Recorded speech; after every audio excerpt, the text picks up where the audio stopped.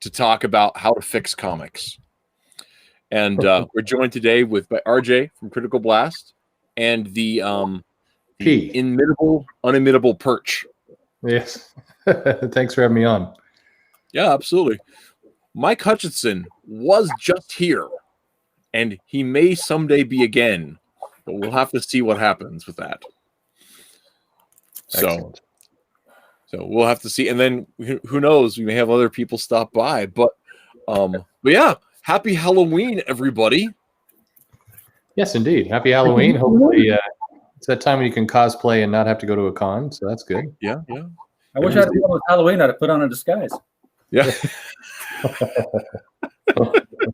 So, Birch, do you have any big Halloween plans this year? No, I mean, no. I'm out there in Washington. We're locked down. There's nothing we could do. We'll get in the car and we'll drive by houses, and I'll tell my kids, you could go get candy there if it was a different year, but you're just gonna have to sit in the car. That's my plan. That's the best horror story ever. Yeah. Children, you could have candy, but you can't. Exactly. Why not? Why not torture the kids a little bit? How about yourself? So you guys going to do anything? I don't know. Like, my kids are older. They're 19 and 17, so they're like going over to some college friends' place for a party. So that's a whole different thing now. So who knows what'll happen there? But it's my boys, they're role playing friends, so they'll probably play Among Us or D&D or something. Very nice. Michael, you can see us. Yes. Well, I mean, you can't see me, but we can see you. That's good. Yes. We can. Well, you see his Perch as much as anyone ever does. Yeah. The mystery grows. Yeah. Yeah. I can't get this eagle to stay. Well, that's because the eagle wants to run free. That's his thing. Yeah. There you go. That's exactly what I was imitating. Oh, look at that. I just got to clip it onto my arm somehow so it'll stand there. I purchased this just for this costume. Excellent. Yeah. That's a very, very Michael thing to do, I think. So I'm so sorry. My camera's working, my sound's working, but I'm not seeing myself. And then when I went to the room, there was nothing. It was just the logo. So you're in the void. Yeah. Yeah. I have no idea why. So now I'm back on my work computer. I hate being on my work computer, but there you go. So for the record, I also just got a message from Guano Guy, who has a real name, but I can never remember it. He has a last minute auto repair, so he's going to be late. Okay. Wait, are we being wizards? Is that what's going on here? Is it wizard night? Is that it? Because I can do that too. I got the wizard beard and the. Oh no! Yeah, there you go. You're old Superman. Yeah, I'm old Superman from that one cover. Yeah. No, Michael, I just look like this. Oh, okay. Aww. I figured the kerchief was sort of like a cowboy kind of thing. Oh, actually, this is my my COVID mask when I go places. Some businesses require them, so I just look like a bandit. Yes. I figure I must put on my mask first. I live in the Old West, so I figure I'm going to look like I'm going to hold the place up.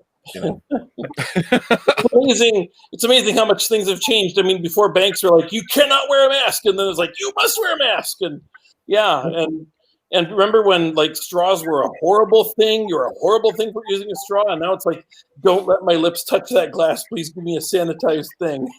Completely reversed on that. So things have fallen. Yeah. Yes.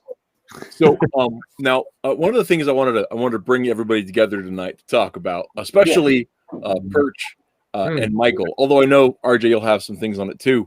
But one of the things I've really been enjoying on Perch's channel, and if you don't follow him, it's Comics by Perch. I don't have a link in the description because it's a long story. Actually, it's not that long. This Restream platform is really neat because I can simulcast to Facebook, to Twitch, and to YouTube for free. It has its own hangups and whatever, but I like it, right? The problem is it has a very small window of time for pre-setting up Facebook videos. And if you're like 20 seconds over, it messes the entire broadcast up. Hmm. With StreamYard, it's 10 minutes. Yeah, it's 5 minutes is the window, but like it's a hard 5 minutes, and so I don't set it up ahead of time. I just hit the play. So that's I'm just happy to come to chat. I don't need any promotion, so I'm glad. I'm glad you guys invited me on. Yeah. Well, and but I think well, the thing is, your content is really fun, and you've got I think really good observations as a seller of comics, about what kind of things, because Perch had a shop prior to all of this. We'll have again soon. Yeah, 2 months, yeah, 3 which months, is exciting. Who knows? 3 years? I don't know anymore. But I think it's fun to think about that side of it. About you see what actually sells. And I know one of the shows I watched last week, you were talking about how everybody in the business that says, oh, these trades, nobody buys old comics. We have to make new stuff. Yeah. And you were saying, no, whenever a new movie comes out, somebody wanders into the shop blindly saying, I kind of like Black Panther, but what can I buy? Yeah, that's the thing. I mean, it's a crazy thought process, right? But it's been that way for like 20 years. And I've been to tons of cons, talked to lots of creators. It's not really the creators, it's the editorial, it's the management. And it's always, if the comic's more than 5 years old, nobody's interested. But that logic doesn't hold up because people who are new to comics have no idea how old it's. They just come in wanting to buy something. I mean, unless you're stamping, hey, this was out in 1972 before you were born on the cover, then nobody's going to know. And so, it's always a weird thing, but it's definitely one of those industry logics. And it always makes me crazy because these companies have hundreds of thousands of pages of material. They're in the bank. They own it. It's theirs. They can do whatever they want with it. They can keep screwing over Alan Moore for decades. And I'm all for that. Yeah, absolutely. Yeah, that's a common problem, though. You hear it all the time, is that like kids like the Avengers, but if they go to buy the current Avengers on the stand, it's not any of the characters that they just saw. Or whatever super team, you see the Spider-Man movies and you're like, I really like Spider-Man, but the Spider-Man in the comics is nothing like what's in the movies because they're going back to stuff published in the 60s to draw the stories from. Yep. So, Marvel just created a $5 billion 10-year-long commercial for products they don't sell. Yeah, and the movies are all largely based off stories that are 10, 20, 30 years old. That's the craziest part. It's like you're telling me you don't want to have lots of different versions of Infinity War ready or the Infinity Gauntlet ready and on the shelves. You don't want those classic Spider-Man stories.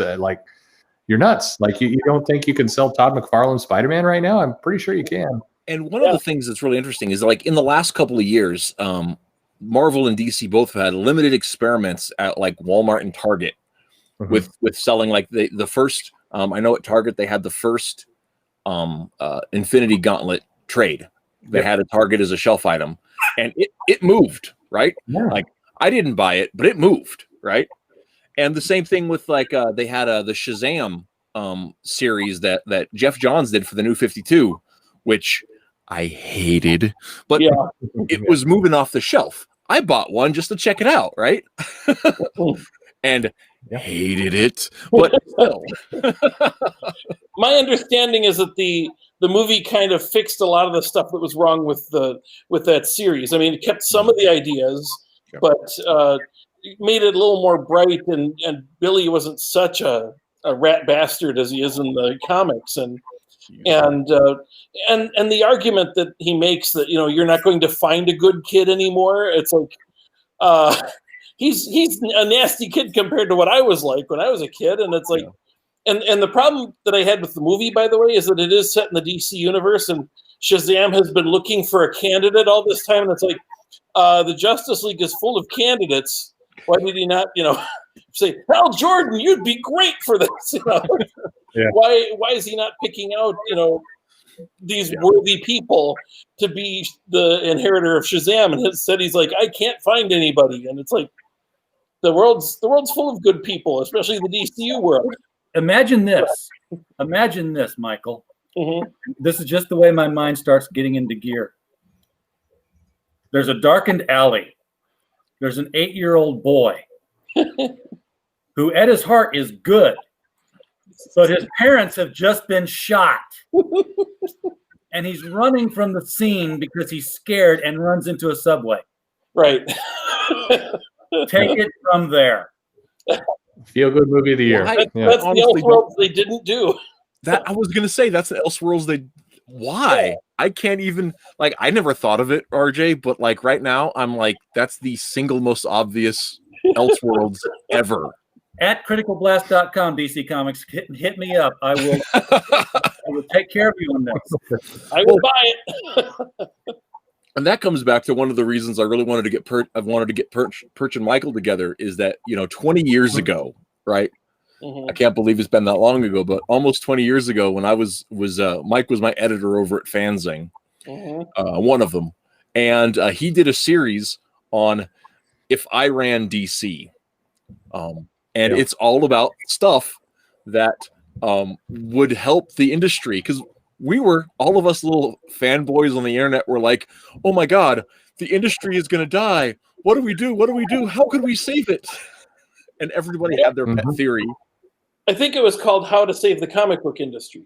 I don't think it was called If I Ran DC because I was trying to there was I think there was 2 series, but because I know you had the one where you How to Save the Comic Book Industry specifically. I think you had some commentary, and I think that's also the one where you interviewed Ty Templeton and Chuck Dixon and other people I can't remember. Yeah, I interviewed lots of pros for that. Got maybe just little bits and pieces here and there for suggestions, but I reached out to a lot of people and got some good comments on that. And the funny thing is the stuff that you were saying, right?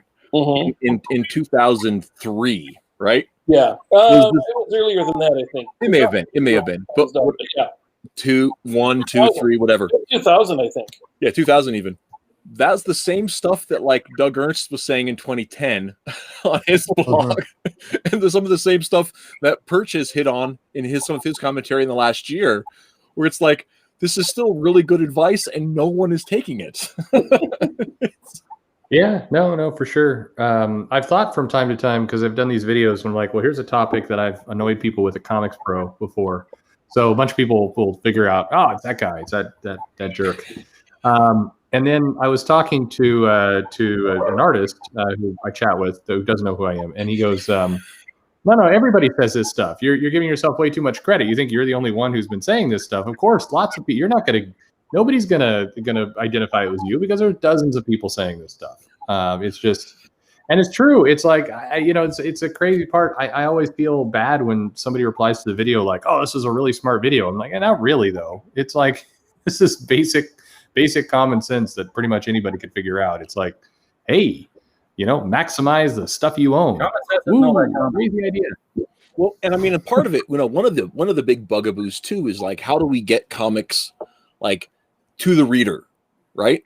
And I think there's a couple of, and for a long time, even I was on the bandwagon of why did we abandon the newsstand? Why can't I buy them at grocery stores? Why can't I buy them at gas stations? And looking at how distribution models have worked and everything have changed and how people's shopping habits have changed.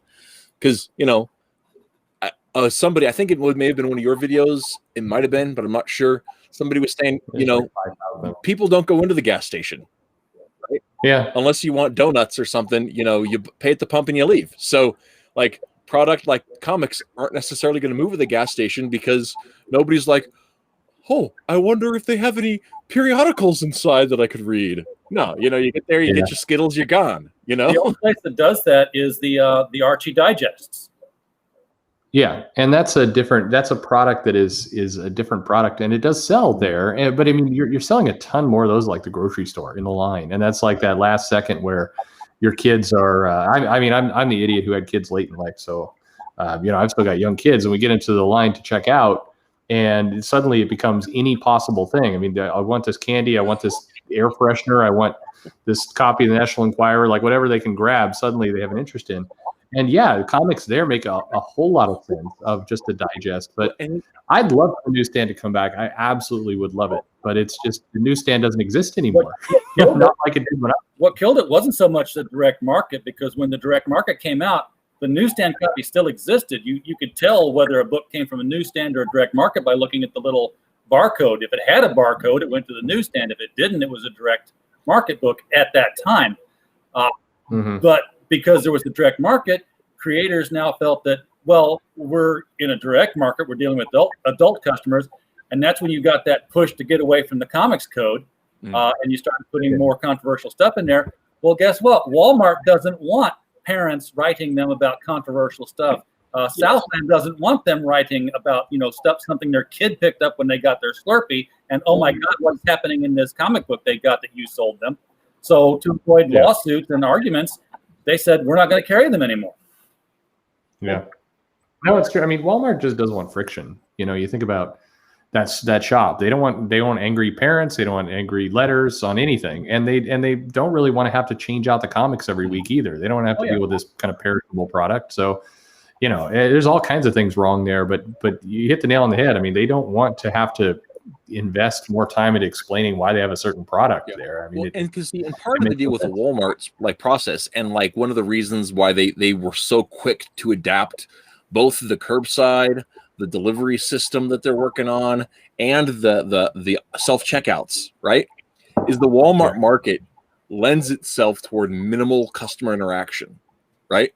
They want the customer to do all of the work and to get the hell out, and to enjoy their time doing it. So the people that have been there forever, they get excellent service as little as possible. Right?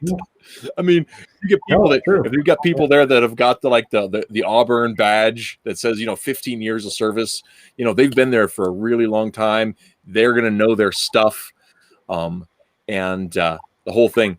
But at the same time, they will get you taken care of and moving on, so you are out of there. Yeah.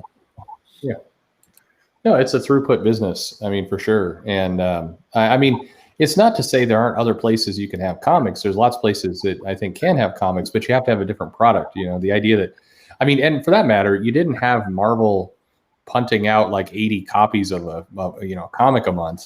You didn't have, and with DC as well and some of these others. I mean, can you imagine, even the newsstands as we remember them, like a Walden Book or B. Dalton's or a Safeway or someplace like that, dealing with 150 comics every month? I mean, good Lord, they would never do it.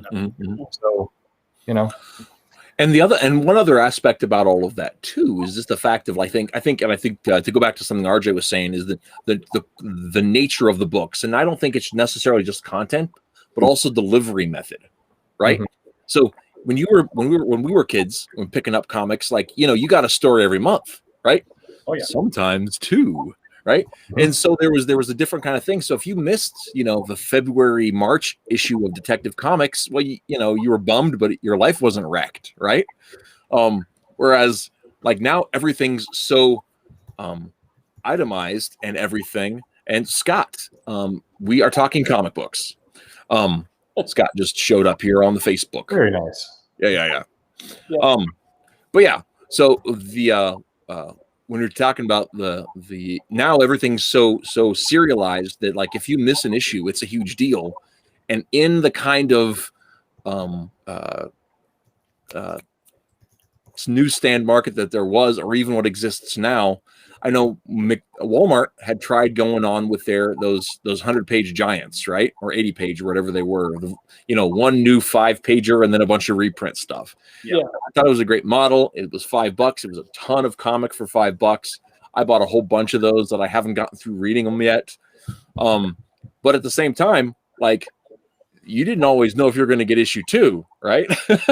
Yeah. So a couple of those I filled in at my comic shop because they started releasing a direct market edition. Oh yeah.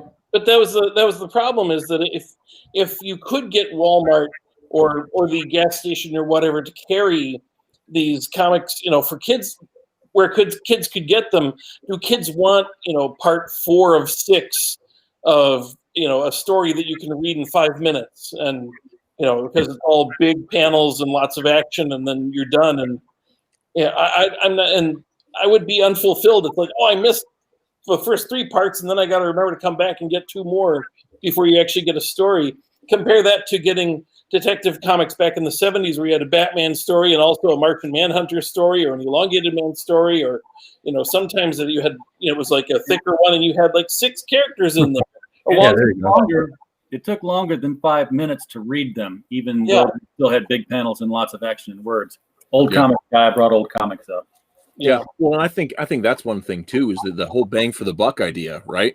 I mean, like Perch has talked about how manga is huge, right? Growing fast. I think you brought up something really interesting. I think it was this week you were talking about how, like, a lot of people are saying, oh, the day of the superheroes are over with and nobody's reading superhero comics. But manga's got One Punch Man. Manga's got, the One Piece, which is basically a superhero adventure story, right? Manga's got My Hero Academia, which is like some of the best superhero writing that I've read in 10 years, right? Well, yeah, I mean, I've done interviews. I mean, some of these guys said that on the air, so I don't think I'm exposing any secret. But like Brett Booth talked about how My Hero Academia is his favorite superhero book right now. And it's like, it is. But you read it and it reminds you a lot of Teen Titans and Uncanny X-Men back in the 80s. It has that same kind of mix of action and drama and high stakes and some comedy. And it works. The superhero genre is far from dead. You just got to actually put out superhero books. I think that's kind of the problem. Yeah. Well, and I mean, like, I know everybody loves to pick on Tom King, right? But like, Tom King takes superheroes and turns them into soap operas. Doesn't tell, like, you look at what Marv Wolfman and what Chris Claremont did in the 80s, and they told superhero they were there were superhero stories that had soap opera elements, that had some of those same kind of drama things, but they were still true. And one of the things I've always said is that when it comes to if you're doing cross-genre stories, you have to be able to tell both genres. You can't do one or the other, right? Mm-hmm. Like, if Grosse Point Blank was just funny and wasn't also a kick-ass action crime movie, it wouldn't work, right? It has to be both to be able to work really well. And I think that's one of the things that I think that, like I said, Wolfman and Claremont understood, is that it has to, if you want to use the soap opera stuff, that's great, but it has to be superhero too, right? It has to have all those things. And My Hero Academia hits all of those notes, Mm-hmm. It's a great book. It's not. It's written serialized, so it's easy to kind of jump in and figure out what's going on. You don't, but yet you're rewarded if you've read, up to chapter 80. So you're not, it's very.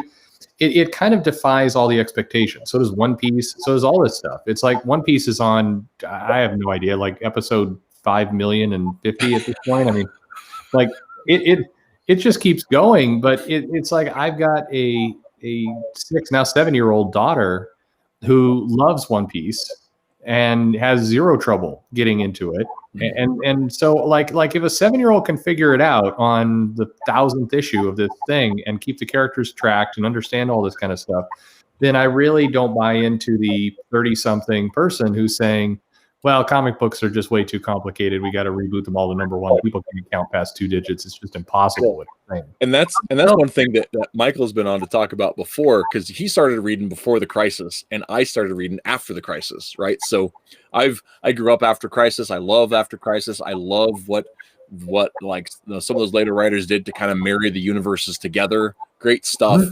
But the excuse that the pre-crisis universe was too complicated, I just don't buy it. Yeah. I bought it when I was 20. I don't buy it anymore.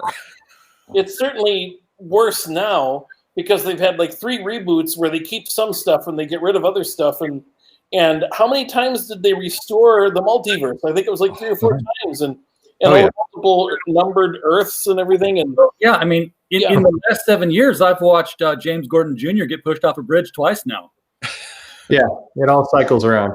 It's frustrating.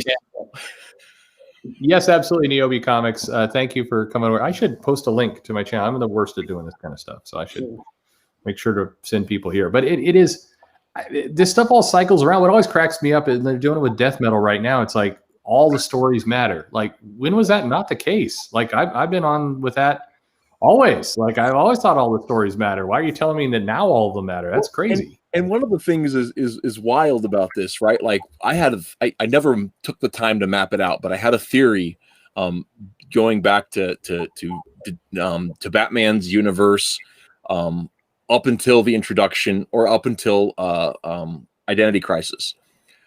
My working theory is that I think if you included all of the Golden Age and Silver Age stories that aren't tied to their time frame, I'll bet that somebody could do a day-by-day chronicle of Batman's entire 25-year career, right? Sure. Yeah. And considering Bruce to be 43 or whatever by the time all that stuff happens, and Dick's grown up and Jason died and Tim's had 3 years with the mask and all that kind of stuff. And that's kind of my take. And I said, if I ever have the time, I'm going to map out Batman's day-by-day career. And I never bothered, but Tom King did that in the 80th anniversary, or rather in Detective 1027. He did a month in the life of Batman. It was like every single day was something happening, different crime being taken down here. Yeah. And I don't know. I always loved the deep lore anyway, right? And that's one of the things I always loved about my favorite comic writer. I don't necessarily say that he's the best, but he's my favorite, is Roy Thomas. Oh yeah. Because nobody loved continuity like Roy Thomas, right? And it's just deep lore, right? Stuff. And so All-Star Squadron, and he would cross-reference the Golden Age stuff, and I could go to the library and find it on microfiche. I'm just like, he's right. You were talking about how you started after Crisis and everything. Mm-hmm. Right after Crisis on Infinite Earths, he did an All-Star Squadron where he I'm going to turn my volume down a bit. I think I hear too much of myself feeding back. He did this All-Star Squadron that was a redo of an old Action Comics with the Golden Age Superman, who's now been eradicated from history. And he's trying to show how all these stories still happened with different characters. He inserted the All-Star Squadron characters into there so that the Superman story that has been removed Superman could still be true. And it was like, that's how much he wanted continuity to stay, is that he even wanted this. And it was the stupidest story. It was like, there's a scientist has invented a device that he points at the comic page in the newspaper, and it brings the characters to life. So like Ali Oop is alive, and Snuffy Smith and whoever else are walking around and fighting Superman. And then, so he wanted this story to remain, even though he had to bring in other characters to do it. And I believe in the letter column for that one, he created the word retcon. Mm-hmm. So that's why I bring it up. It's possible somebody came up with retroactive continuity before that, but he pitched it there, and it was a new term. So for all intents and purposes, I say he invented it that month. So he really wanted the old stories, every old story, to still be in continuity. Yeah. And I think that was one of the things that in the 90s in DC, which is my favorite. That's when I really kind of came in. I was reading a little before that, but in the 90s in DC is when I really it absorbed my life force, so to speak. Mm-hmm. But there were so many writers that really kind of had that take on it. Let's take a look at the old stories. Let's refer to these old stories. Let's make them live a little. And James Robinson's Starman was a big part of that. Yeah. And I love that kind of stuff. And I still think that there is a market for something like that. And I think that, talking about how complex the manga stories that run for, decades are indicative that I think the readers can handle it too. It's just, how do we get them to the readers? And I don't think the direct market's doing the job of getting new people on board, Yeah. I think everybody's waiting for somebody else to do it. I think the publishers are like, we're doing our thing, and the comic shops will really grow that market. We're not going to help them out with any marketing dollars or anything, but they'll figure it out. And the comic shops are going, we don't have any money, but hey, we're here. Come buy some comics. And we have a passive aggressive relationship with publishers at this point, and many of us are shut down. So it's like everybody's expecting somebody else is gonna move. And the reality is, the comic shops can do a lot in their local market and should. But at the end of the day, the publishers, especially Marvel and DC, are owned by mega billionaire marketing companies. I mean, 2 of the top 10 marketing companies in the world. And if they cannot figure out a way to get their stuff out there, they're nuts. And what's crazy about it is I think their movie divisions have largely figured it out. I mean, I think Kevin Feige, smart enough guy, but he's clearly figured out a formula, and he's prints money. And so you're saying those things can't be done for comics? Of course they can. But it's a crazy problem, and it's very, very frustrating. I know a lot of people sit here. I mean, there's a lot of comic shops. Well, here I'll mention this. I think RJ's heard this before. He knows this, where you had comic shops that used to get, they could buy marketing in their local market. They could buy television ads, or they could put something in the movie theater, and DC at one point would reimburse them. And it's why, if you happen to remember in the I want to say the late 80s and 90s, if you would go to a movie and you'd see like an ad for your local shop, you might have seen that. It was, and they're almost always for DC, because DC would pay them back. And then DC abruptly ended the program and called it a day, and left a couple of people out with money. They had to go chase it, and there was no reason to do that. It was again free marketing, and so it's a very frustrating situation, because the stories can still be great. Characters still completely valid. Many of them are timeless. There's very, very few comic characters that are no longer relevant. You just need a good writer, and that's not trivial, but you can do it. And yet here we are. It's really kind of baffling. You think about it. Well, I got into not an argument, I guess, but a back and forth with Rick Johnston on Twitter, because I made the statement that to me, I don't feel like comics these days are being written or even edited, overseen by editing, by people who love comics nearly as much as Dick Giordano and Stan Lee and Roy Thomas and Denny O'Neil loved comics. They're there to keep the IP alive, but they're not there because these characters mean something to them and that the stories mean something to them. Mm-hmm. And Jeanette Kahn. Yeah. Oh my goodness. I honestly believe that. In comics before? I believe that, like, when Jeanette Kahn retired, like, I don't know how it happened, but like that's the moment DC Comics died. Yes. I really do think so. Yeah. Did they lose Jeanette Kahn and Karen Berger in the same year? I think so. And then like Denny retired like 2 or 3 years after that too. And I don't know when Paul Levitz left, but it's kind of around the same time, I think. It's just, I mean, and Identity Crisis happened like just after that. But I think Identity Crisis was an absolute travesty. But that's a whole different thing. And that's right around the same time that they got rid of the Comics Code Authority, which I would be okay with if they were replacing it within their own internal standard of what they would do. But it's kind of, and I was really hoping that's what they were planning. And they maybe have a standard. I think the standard is no S words, no F words, anything else kind of goes. No words and everything else. What's that? The stuff like this that I picked up today from Dave Dyer's comic shop, and I'm in the middle of writing the review, and the sentence begins, the TLDR of this review is this. Cecile Castellucci sent Batman out on a self-centered, narcissistic, self-aggrandizing, self-righteous, holier-than-thou, solipsistic whimper of a comic book that was less written than it was defecated. Yes. Yeah, that wasn't a good book. That's really harsh. Yeah. I held back. No, it's not a good book. But it's. I mean, there's not a lot of long-term planning, and if you look at the business deals of a lot of the creators, they're not hired for any kind of long-term commitments either. So a lot of creators are coming in and they're writing the story they kind of wanted to write, but they've got like maybe 6 issues, maybe of a runway to count on. So more, if that's you and you're a freelancer, you're just looking for work, more of your time's going to go to establishing a good network within that company, so you're called on for more stuff. You're not going to put your energy and your love and effort to that comic. You don't have any kind of long-term commitment. You're just not going to do that. You're going to play politics. So, and yeah, there you go. In looking at like the future, right? Do you think, like, one of the things that like Stan Lee had said back in the day is every comic is somebody's first comic, Right. right? Do you think that's still true? Oh yeah, I think so. I mean, there's a lot of people who are picking up Dogman for the first time.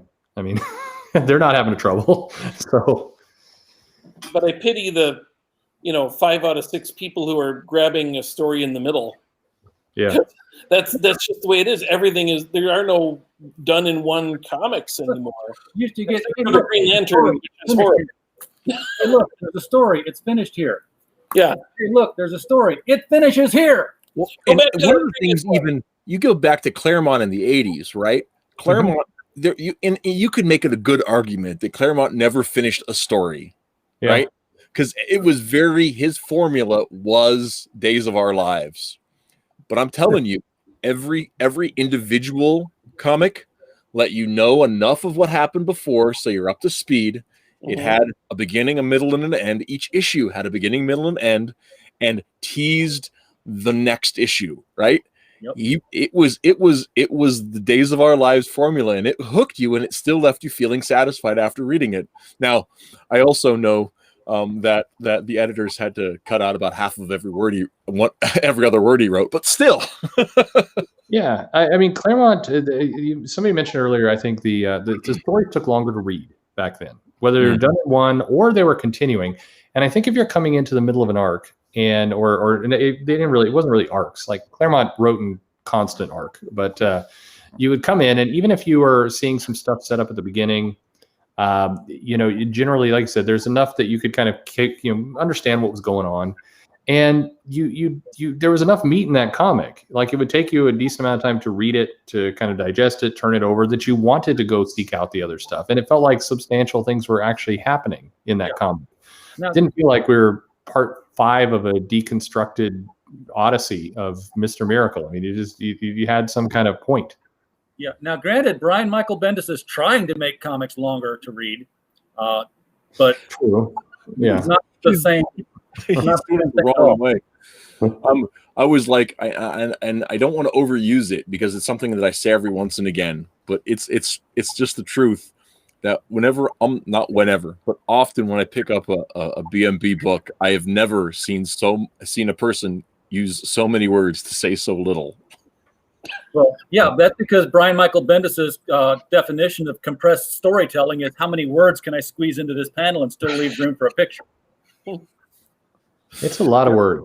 I don't know why. I mean, it's self-parody at this point. I mean, he's seen. I mean, I know from talking to him, and this was years ago, that he's seen the criticism, so he knows it's out there. Why he doubles down on putting? I don't get it. The style is not. It's wearing very thin at this point. I'm not sure. He's a letterer's nightmare. Yeah. Yeah. Well, and I don't know. And I'm super critical of Brian Michael Bendis, because like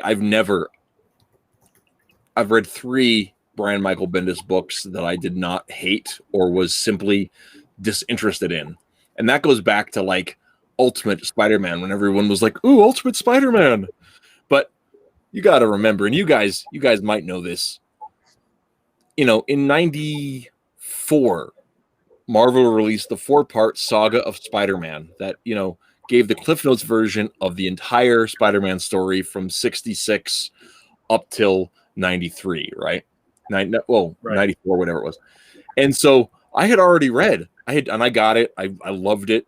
It caught me. And that's kind of how I got into Marvel Comics, because I didn't have a way in to the universe. There was just so much stuff, and I'd kind of read issues here and there, and I dug it, but I didn't really get the shape of it.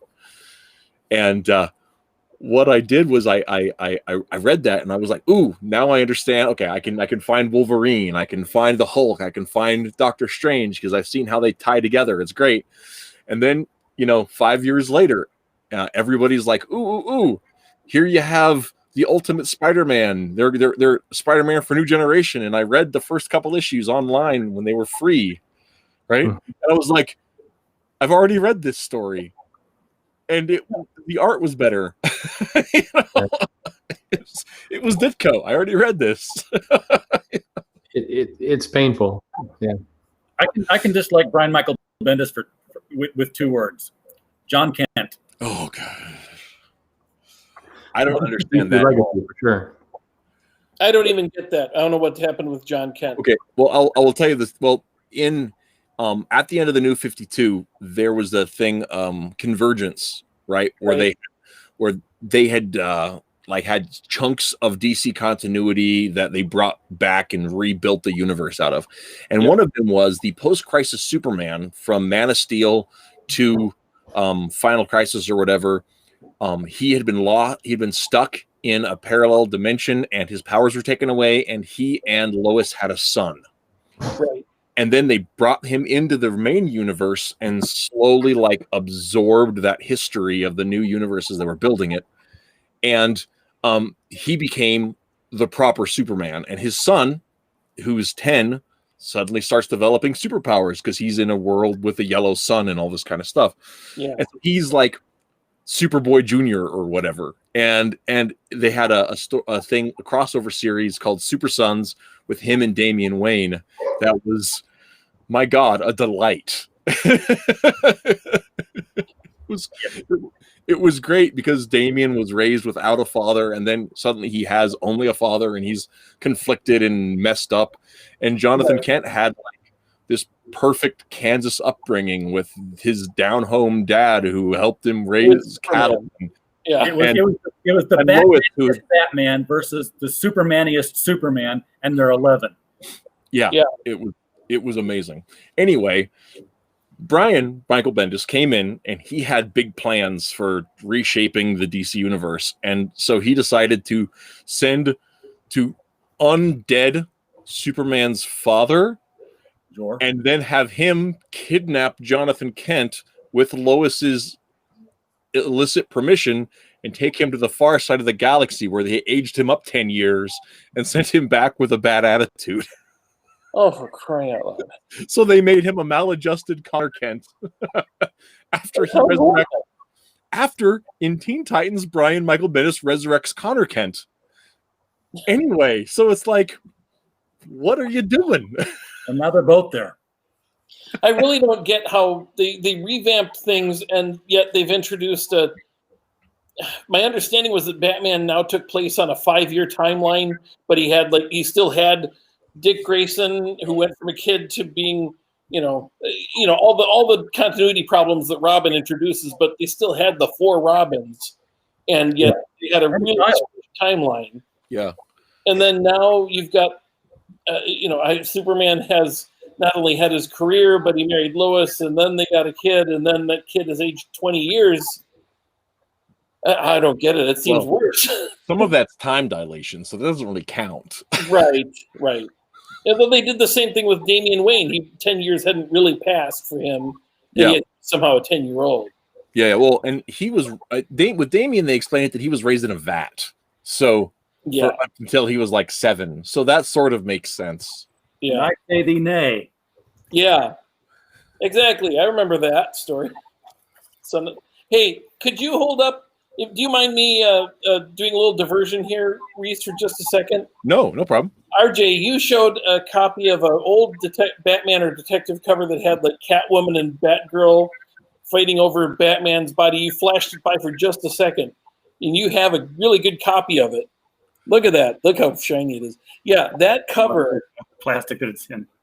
Yeah, I got to meet Carmine Infantino once at a very old fall con 2 decades ago. Wow. And got him to draw Elongated Man for me in a copy of his book.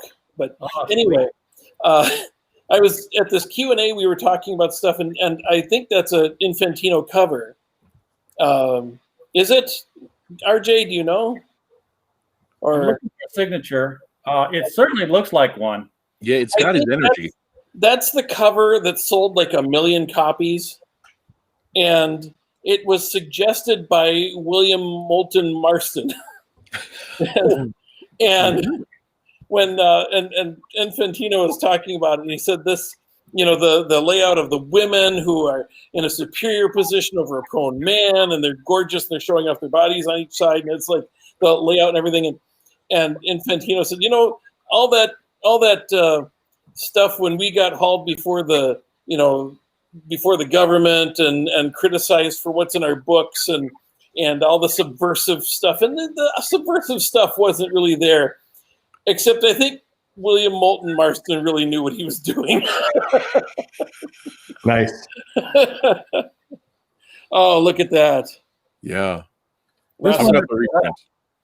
Now, Ra's al Ghul, I bet, when Ra's al Ghul was in the movies, and if any kid ever went into a comic shop and said, hey, I want to get a thing with Ra's al Ghul, you could give him the old, Demon's Head, whatever it was called, the Something of the Demon, the original story that Denny did, which also, by the way, introduced Matches Malone.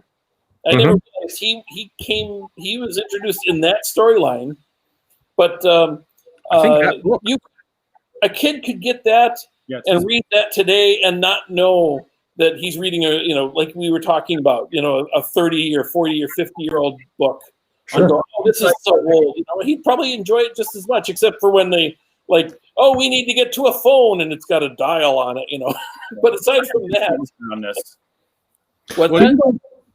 people don't care. I think it's weird. The comic industry is obsessed with this idea of the timeline and how this all makes sense when people are aging and all the rest. And then Tom Brevoort will talk about how, in his timeline, the Phoenix Saga, the Dark Phoenix Saga happened, around 2005, 2006. And that's way too much thought for something that no reasonable fan cares about. They're reading the story. It's fun. The art's good. They're having a good time.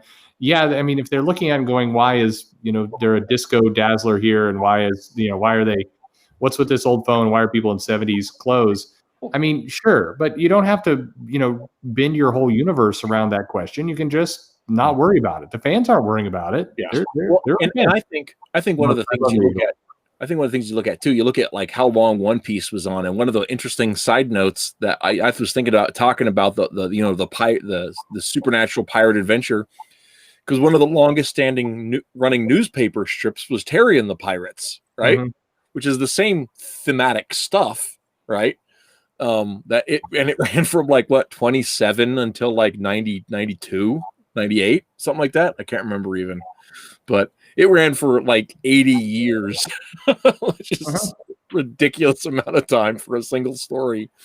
But I mean, nobody cared, right? I mean, of course there were changes and difference, and I'm getting ready to do in the next month or so. I've decided I'm going to go ahead and read through a bunch of Blondie and do a write up for the website on Blondie. And Blondie, their story, it's in their contiguous story is about 25 years of time passes, but it also passes over the course of the 20th century, and no one cares. Yeah. People don't worry about this. The comic industry, the editors, they worry, and then they come up with crazy elaborate ways to uncomplicate things and just make it far more complicated in the process. It's everybody's cool. Everybody realizes that some things don't completely make sense, but it turns out the characters are flying around and shooting fire out of their hands and everything else. So they're okay if the timeline's a little weird. It's all right. They've already suspended that disbelief. It's okay. Well, and it's like one of those things that they did with, back to James Robinson's Starman, right? For the sake of that story, it's fixed at a point in time. And the whole DC universe revolves in a fixed motion from that point in time. But it doesn't hurt, the rest of the universe if you don't pay attention to Starman's fixed timeline. Right. Yeah. I don't know, with our comics that we do with Ideal, we use a fixed timeline because I like it. I think it's a wonderful device to play with. I love the idea of heroes getting old and aging and having children and all that kind of stuff. So we play with that. But I also know that there's a magic to Archie always happening over the same 3 years. Or going back to Peanuts where they're 6 forever, Yeah. Yeah, try to do your Batman chronology with an Archie series, and see how long he's actually been in high school. If you do day by day by day, that would be interesting. I saw like some one of the comic writers. I should remember it, but they were basically talking about how the Simpsons need to be rebooted and we've got to age them up. And why is Maggie so young? And it's like, why do you care? Like literally, who cares about that? Nobody cares. Yeah, that's one of those things. That's one of those things where, like, and I definitely think that there are some properties that work really well toward the flow of time, and there are some that just don't. Yeah. And it's like, when people get too hung up about, like, oh, why is Fred, from Scooby-Doo an ascot? Really? It's modern. It's current year, and I'm like, yeah, okay. None of it makes sense anyway, so let's just not worry about it. Right. The whole point of The Simpsons is that you can watch it at any time, and aside from maybe Bart has a cell phone, aside from that, it hasn't changed really. There's like a few things, like Flanders has been married a couple times and stuff like that, but you can come in at any time and watch The Simpsons and not need to get caught up on all the things that changed because they said, oh, time's passing, we need to redo this. And there's that kind of ties in with what I wanted. Are you shushing me? Oh, no. I just had an idea. I just had a light bulb pop up in my imaginary self here. Anyway, go ahead. What I talked about was that you could read Batman from 1940 to 1980, and there's Batman and there's Robin and there's Alfred. There's a few, McAlfred, they bring him back, and sometimes there's Batgirl and sometimes not. But aside from that, you can grab any Batman comic from that era, that's 4 decades. And it's pretty much the same premise. And then in the last decade, it's like, is there a Red Hood? Is there a Damian Wayne? Is it Tim Drake? What's happened to Tim Drake? Why'd he leave? There's so much turmoil.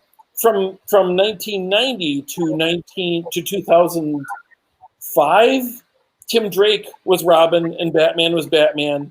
And you could pick up any from that time period, and it was pretty much consistent. And of course, Dick Grayson is Nightwing, and he's in his early 20s.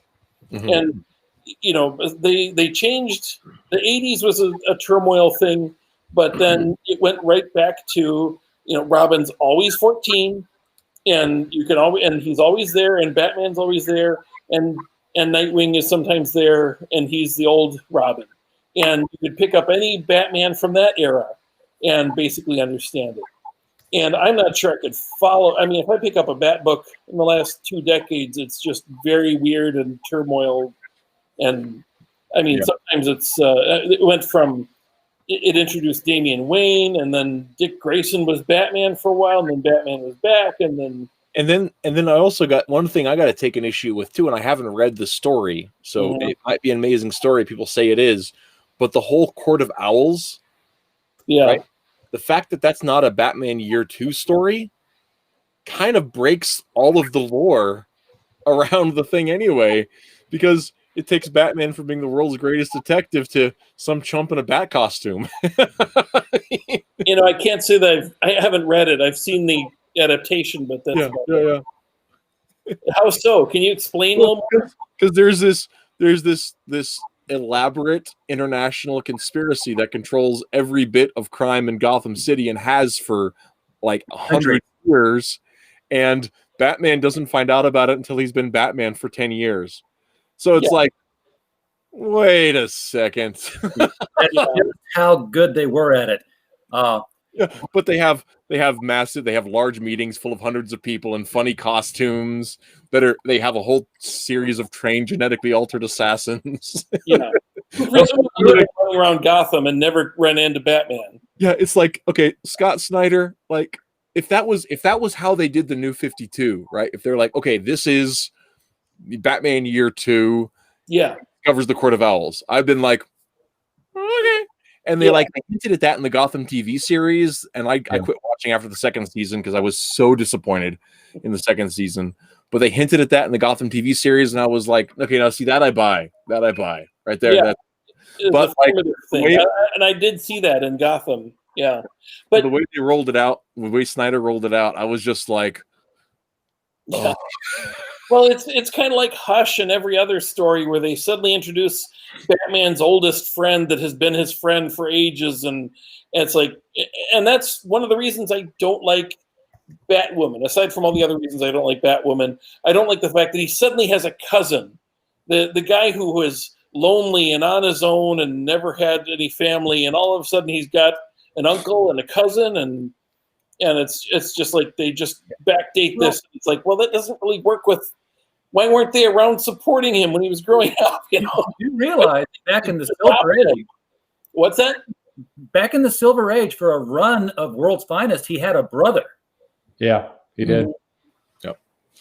Yeah, but but that's one of the things. Like in the Silver Age, like anything could fly, right? He had forgotten uncles too. That he was like, oh yeah, my dad did mention that. But here we have, post. The Batman Year One, and suddenly we're pretending that real world rules apply. And if Batman has living relatives, he would not have been raised by Alfred, right? I don't care how much money he has. He goes and lives with the Canes, and that's the end of the story. Right. The more money he has. Well, especially the more money he has. That's one of the things I hated about the 90s sort of reboots that they did with Batman, the 0 Hour and all that, where they kind of tinkered with his origin, and they had Batman, pre-Batman, they had Bruce Wayne like faking a whole bunch of documents that out of he and Alfred set it up so that he doesn't have to go to school, and it's like a lot of things that he would only do if he knew he was going to become Batman one day, but make no sense as something that a kid who's like 14 years old would do. And then as I'm looking at it, and this is when they really stressed that Alfred raised him, I'm like, Alfred did a horrible job because he never got this kid any therapy. And you, Alfred, are why this kid is out beating up people every night dressed as a monster. Well, again, Bruce was pretty good at 14 because I have somewhere the issue where 14-year-old Bruce Wayne traveling the world to learn his trade passes through Smallville, Kansas, and he doesn't have a costume or anything, but he runs into young Clark Kent, and you get that World's Finest team up thing going. Yeah. There were so many things. I mean, the Silver Age was wonderful in the sense that like every other issue, Superman is trying. Superman what? I think are you there, Perch? You cut out. His cousin. His cousin? I don't know. We're losing you. It's like, sorry. He can't even hear that he's being lost. Oh, are you there? I don't know. Who knows what happens? Internet. No, it's just saying the Silver Age was great because everything was all over the place, and Superman was like the whole storyline with his cousin. One of the parts where they introduced her, Superman's like, on this planet, falling in love and marrying your cousin is kind of wrong, but we don't really have those taboos, but it would be wrong if we did it, I think. And you're like, whoa, what are they doing here? That stuff was hilarious. I mean, it was, but you could read it and you could not care too much about it, and you can just enjoy it, or not, or whatever. And today, like, they feel like they have to deep explain every single one of those moments to the point that you're like, now you're making it weird. It was just kind of crazy, comedy before, and now you're wanting to do a 6-issue decompressed arc about this stuff. Stop with that. Have fun. Not every comic needs to be your therapy session, Tom. No, just how about something fun? Like, come on. The only deep dive that was any fun was Larry Niven's exploration of Kryptonian reproduction in Man of Steel, Woman of Kleenex. Yeah. But Silver Age. I mean, I want Phantom Zone villains that are Phantoms again. Sure. Yeah. It was. I mean, I don't know. I think the more the comics are a serious thing to people. Obviously, they collect them. They care about them. They remember all that continuity and all the rest, and it's good stuff. But it's like it's flipped, where the fans are now the keepers of the continuity and history and the wanting to make all this stuff matter, and the publishers are just by and large are trying to shoot as much stuff out the door as fast as humanly possible, as cheap as they can. And then they're like, I don't understand why we're not connecting with our audience anymore. It's like, And I think that actually comes to one of the things that, kind of reflects back to Michael's old columns and to stuff that I've said for a long time. I think part of the problem, one of the things that manga does right, that European comics do right, that American comics don't seem to get, with the exclusion of Archie, is that different comics sell to different customers, right? Yeah. Yeah. And like DC's tried some experiments with DC Kids and the Johnny DC and some of their different lines trying to appeal to the young market. But I think that once again, they're putting, kids comics at comic shops where kids don't go. Yeah. And they were trying to do that before My Little Pony was a big thing. And IDW's My Little Pony series was an amazing all-age book that got a lot of, I don't even know if it's still in production anymore, but it got a lot of attention at the time. You know what a kid's comic was, Matt? Yeah. This was a kid's comic. That's true.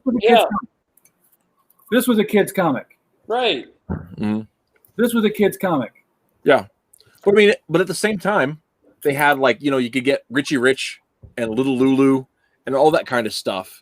And it was a thing where one of the things that when I first got into comics, and I was a little older, right? I was 11 when I first really got into comics. But I got into comics because of the cartoon DuckTales. And I went down to the comic shop, went down to the grocery store, and they had DuckTales comics, and they had reprints of the Carl Barks Uncle Scrooge Adventures books. And I was buying those for months, and then I was like, "Oh, look, it's Batman. I remember Batman." And I was hooked, man. I just got the claws in me. But it's because I like the cartoon stuff. And, they had, you look back in the 60s, in the 50s, and even the 70s, you had, like I said, Little Lulu, you had little, Dot, you had the Heckle and Jekyll, those things that, the Woody Woodpecker, the people that, those brands that people knew and they got into, and then they were stuck around because it was all together, That was your gateway drug. And then you got onto the superhero harder stuff. And then if you were super addicted, you started getting into the illicit things that you weren't supposed to be reading. Right. But I think, when it comes to manga, right, first of all, they have all those anime adaptations. But additionally, they've got literally something for everyone. You like romance books? Boom. You like superheroes books? Boom. You like paranormal adventure books? Boom. You like porn? They have that too. Yeah. Not recommending porn. I'm just saying that they're feeding multiple markets with a similar product. Whereas now it's like, well, if you don't like Cecil Castellucci, I'm not sure this is your hobby anymore. Oh, yeah. I'm surprised when you said porn, RG didn't reach back and pull out the file, or something like that. Yeah, where's the hentai? I mean, come on, you gotta. No, that's not a challenge. Okay. Yeah.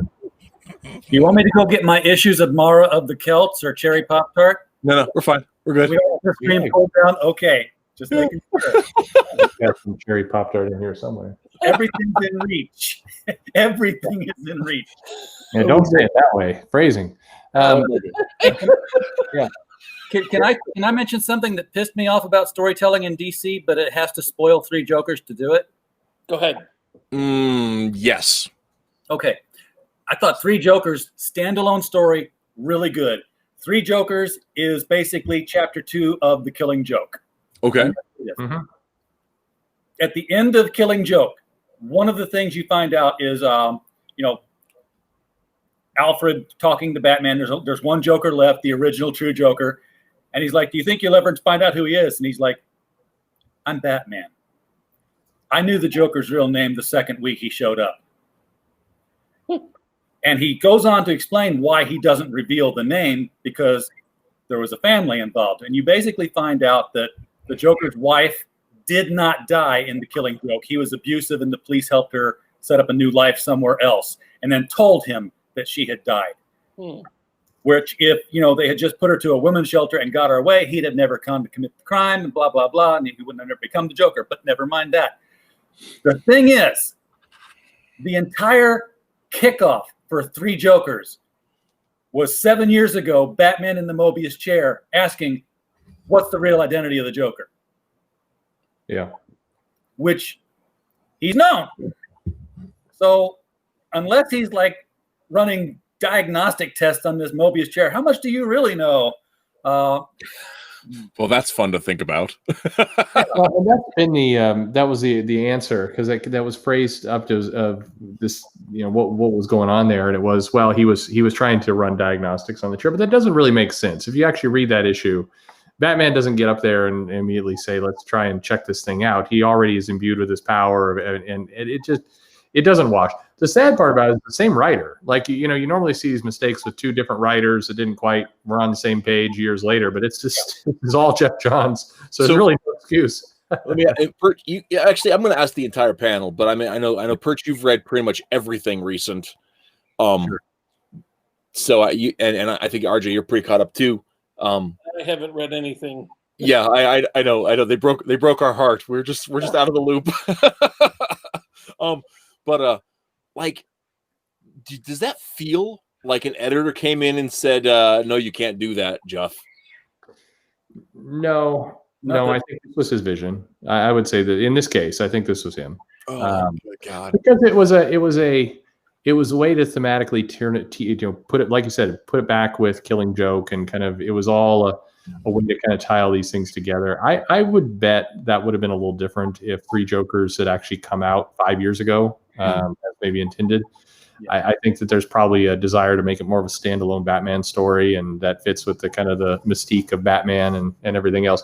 It is a shame, though, because I think there was really excellent character work throughout these 3 issues of Three Jokers with Barbara, and I mean, it made Batgirl all the more terrifying to read when you had this really good case study of Barbara in Three Jokers, and then the same week Batgirl 50.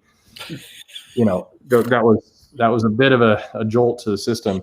But good, Jason Todd, all pretty good. But it was weird because that one line, Alfred, I am Batman. That was the most hollow part of Bruce's characterization, which has been really good throughout that series. And that last little bit felt like a silly little soundbite.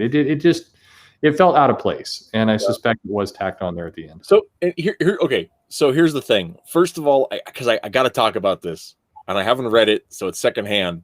But you got to bear with me on this. So, like, my disillusionment with comics, right?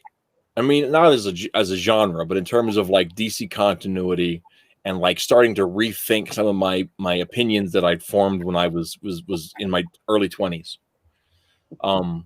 Came a few years ago. We have a comic review blog that we do on our company page, or we've done. It's anyway. The one of my partners wrote a review of The Killing Joke, where he went back and read it and felt like it was sexist and had some horrible things to say about it. And I read it and I was like, that doesn't feel right. I haven't read it in a few years, but like my gut doesn't agree with what you're saying here. So I went back and reread The Killing Joke, and I decided that he was wrong. It's not sexist. It's misanthropic, right? That Alan Grant hates humanity, and that's why he wrote The Killing Joke. And there's only really one character in The Killing Joke, and that's the Joker. Everyone else is just a cipher. There's no motivations, there's no growth, there's no change, there's no development. Everything is there to reflect the Joker back to himself. And I decided that I really hated The Killing Joke, which made me rethink Watchmen and Kingdom Come and The Dark Knight. And I believe Alan Moore actually hates The Killing Joke now. Yes, he's gone on record at that too. And I don't know, maybe we went too many dabs of acid. I don't know. Well, there's also a whole theory that the end of The Killing Joke is actually Batman choking the Joker to death, and they give the reasons why they believe that, and how his laugh trails off into a choke and a gasp and a wheeze, and the sirens on the police cars and stuff. And obviously Joker's still alive, still around, still kicking. Barbara got apparently they have spares, RJ. Well, not anymore. I mean, as far as we know, you can boil a few more.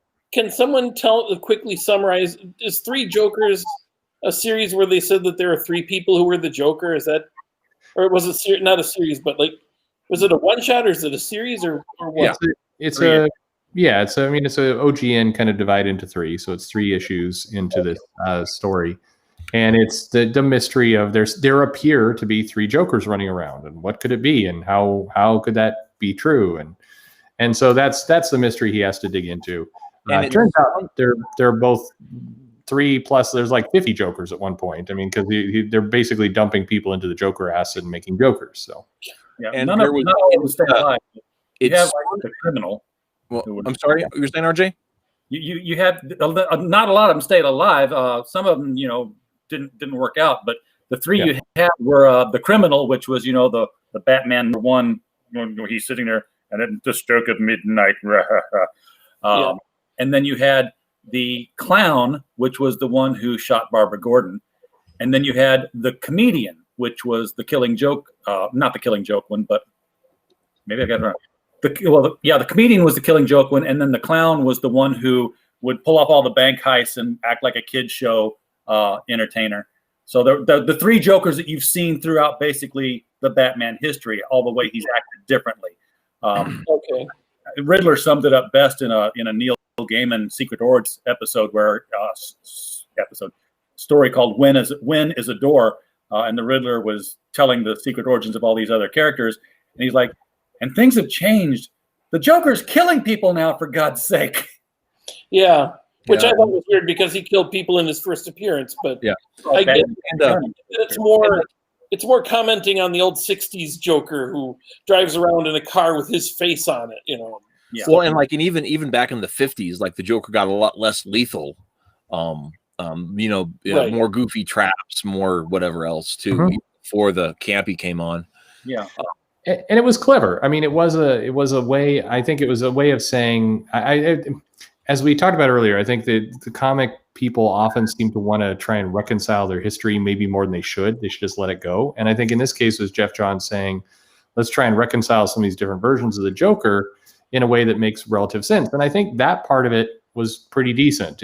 I think that the logic that they put in play there was comic book logic. There's nothing inherently wrong about it. The ending was sour for sure.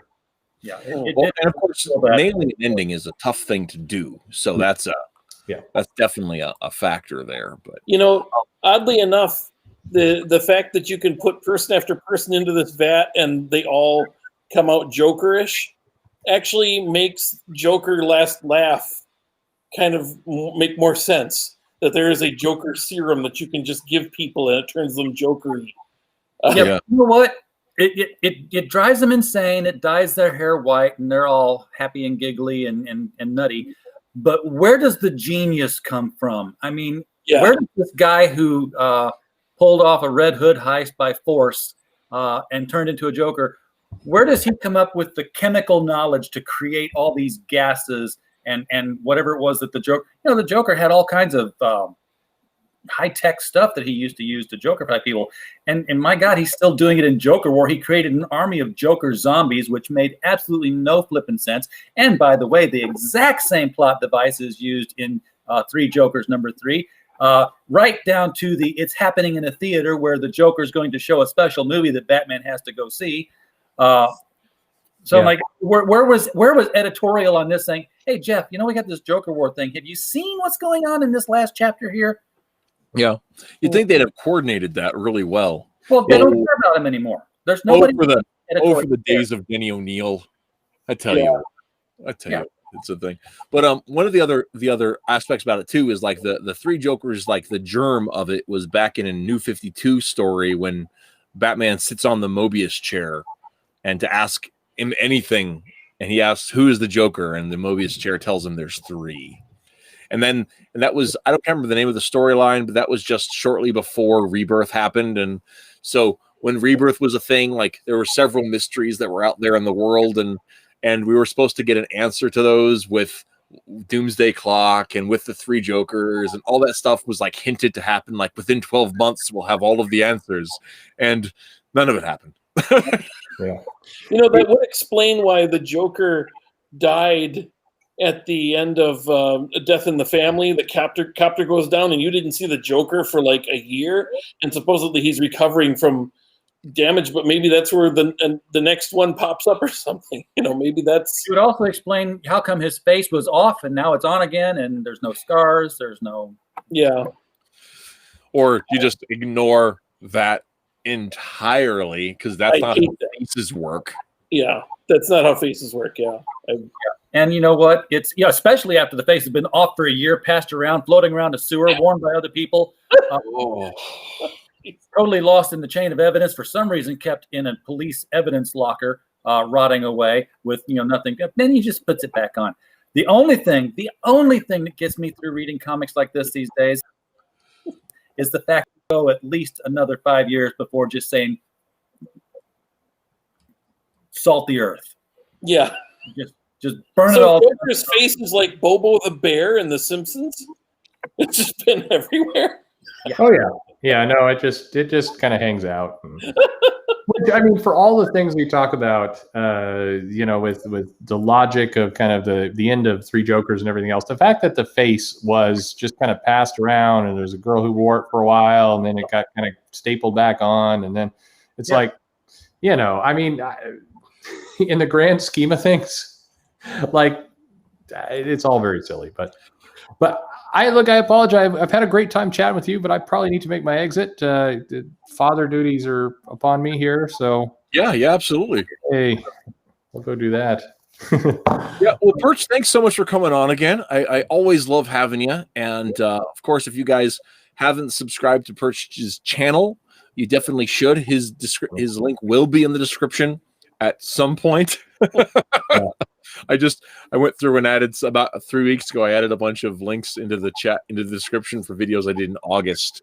So, don't worry, that's kind of you. But I just do this because I have fun having a chat. That's all. Yeah. It's I don't know. I'm always surprised when people show up to talk with me. So it's always good.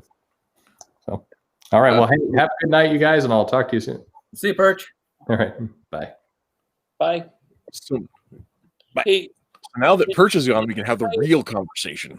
Okay. Did you get my comics yet? Yeah.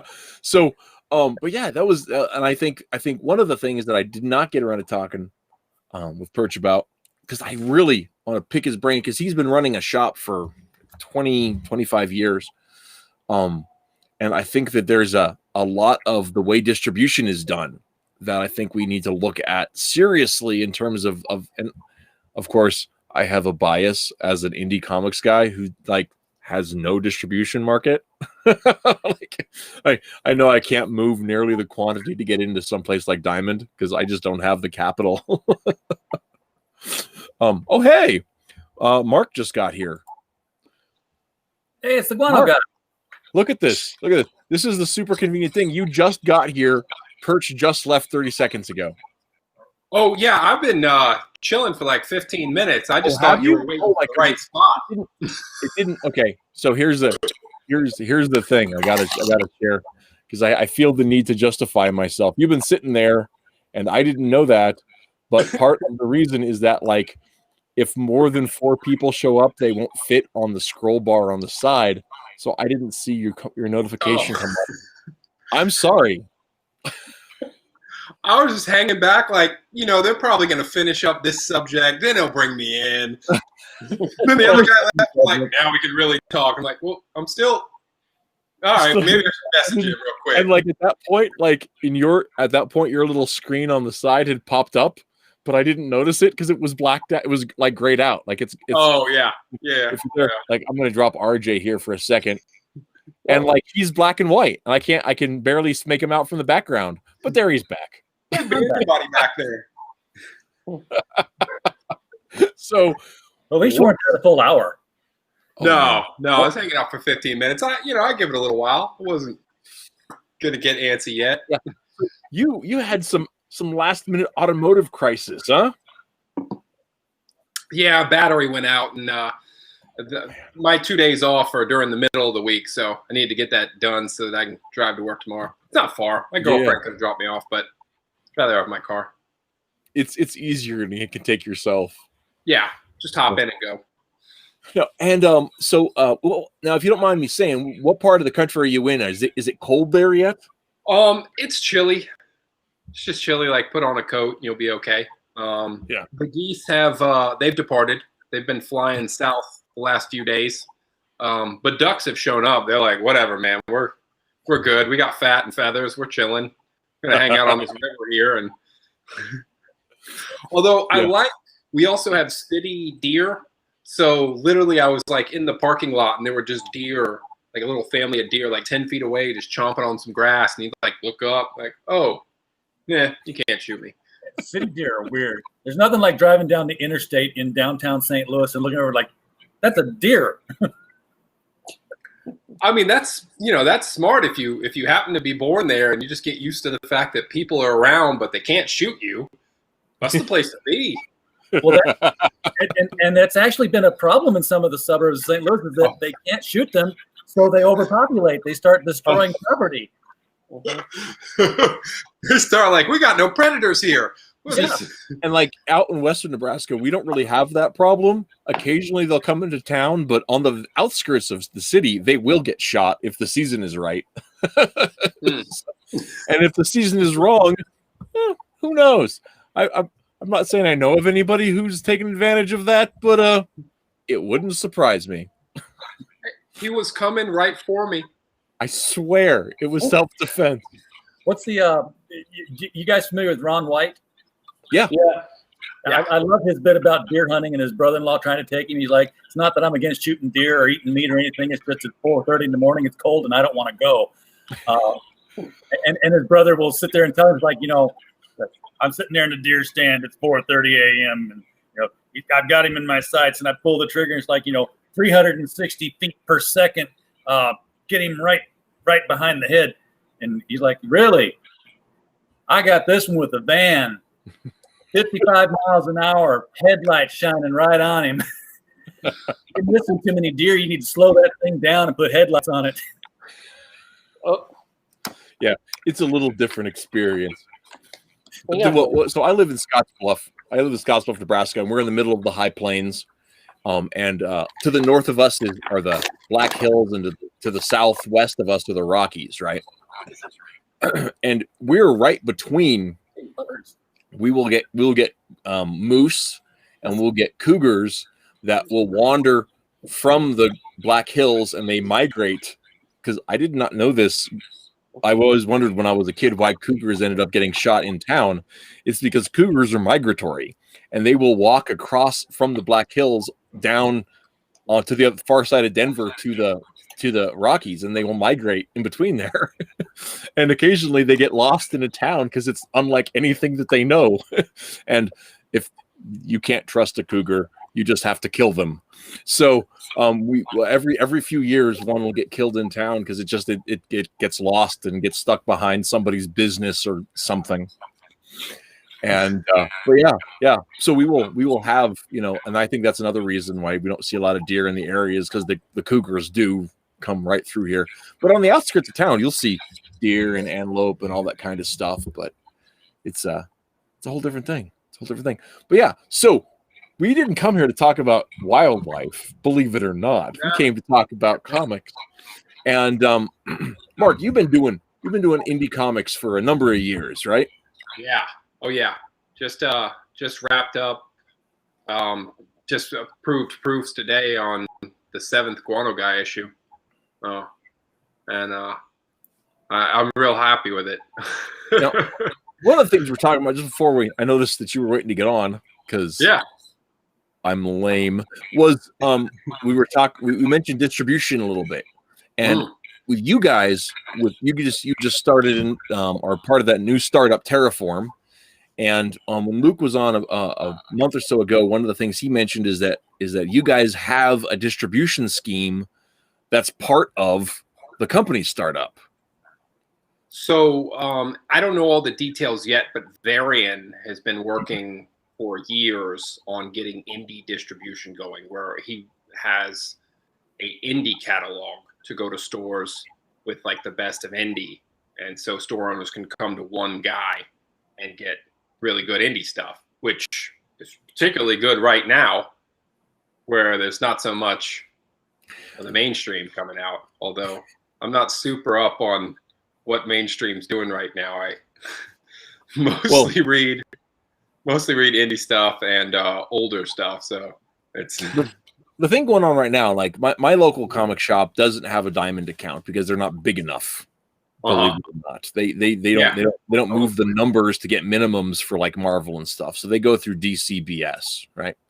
Okay. And excuse me. So they can get most everything and a bunch of indie stuff now too that Diamond had been getting because of the way the contract works. But it took a while to kind of build up to that. But one of the things that they're seeing is that some of that stuff isn't getting out because like Diamond's not shipping at full capacity.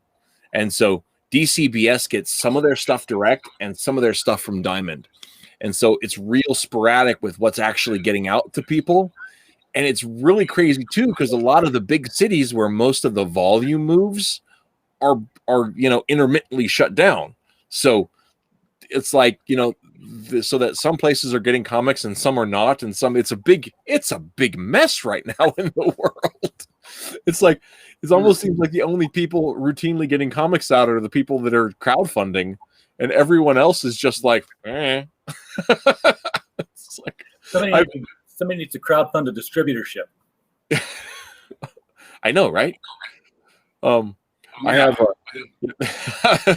but I know, like I ordered the Antarctic Press has been doing Tim Lim and Mark Pellegrini's Walmart books, and I got the big trade that they did, but I also ordered the individual third issue because I had the floppies for 1 and 2 from my local comic shop, and I was supposed to get that in August. But it still hasn't gotten there now. And I'm like, if it gets there next Tuesday, because there's a possibility they might get it in on Tuesday, that'll be hilarious. But yeah, it's one of those things where I think that's a big challenge with getting comics to readers, and especially because a lot of, like I was talking about, manga and the Scholastic market, they're getting comics into your Walmart. They're getting comics into your Target. They're getting comics into Barnes and Noble. All these places where, us old floppy guys, us fans of old floppy comics. Better. We grew up in a world where that just wasn't even a thing. And like, we don't even have access to our preferred, medium so much, Yeah, I was I only saw a small selection, but there was 5 comics in Walmart in their own little case. Mm-hmm. I wouldn't say I would get any of them though. The art was all the Photoshop style art, so you could totally tell that like whatever the background was like some photo that was grabbed, thrown into Illustrator, had an effect put on it, and then figures penciled on top. So that style where like it doesn't, like you look at it and it's not exactly wrong, but it doesn't look alive. It doesn't look like the pieces go together. So I didn't care for that. I never care for that. Yeah. Well, that actually is an interesting aspect too about thinking about market appeal, right? Because you look at like Dogman, you look at what's her name, Renee. Oh, Pelgemeyer, yes. You look at and virtually all manga stuff. It's definitely cartoony, right? We just had Kazu Kibuishi on our channel 2 weeks ago, and I just had Jimmy Gownley on my channel before popping over here. Both of them doing Scholastic graphic novels. And the appeal of the drawn thing, where we know that it's a cartoon, right? Mm-hmm. I think there is an enduring love of cartooning that's a factor. Yeah, and some of the it totally. It looks nice. It doesn't look real, but part of what makes it great is that it does fit as fantasy, and even when you know it well, then you know what went into making it that way. Versus if I can look at it and know, like, oh yeah, that's a Photoshop photo, and then that's tracings of figures on top, and it just looks muddy. It doesn't look like it goes together. But that cartooning, the fact that they made a guy who I see it as a figure, it's got all the pieces, but it doesn't look real. It's drawn so that the body isn't quite human, but that takes even more artistic skill to create something that isn't just staring at a figure and drawing exactly what you see. You're drawing an interpretation of body, of motion, and that's even more like, I don't know, it's just fun. You can appreciate the art form that goes into it. Hey, Mark, is that the Allegiance Arts comics that you're talking about, like Nora's Saga and that kind of thing? Where they have their own cardboard standee. They did have their own cardboard standee. And they're trying to make, you can always get issue number 1, and I think you can get all the issues supposedly or something like that. I'm not sure how it works, but I crowdfunded that, and I haven't gotten all the issues at all. Yeah, I believe you can get all of the issues because they're still on the shelf. Well, you could run in there. Yeah, I can. Do you want me to? I can go back and. Supposedly, Nora's Saga is really good. I heard somebody. It might have been Chuck Dixon or somebody talking about, because Chuck was Chuck was talking about the problem of distribution, and he was talking about that. And he said Nora's Saga is a really good comic book. So. I have not checked it out though. I keep meaning to, but I don't go into Walmart. So So here's part of the thing, to go back to what RJ was talking about, right? Because I've talked about it on the show before, and it's not personal, sort of.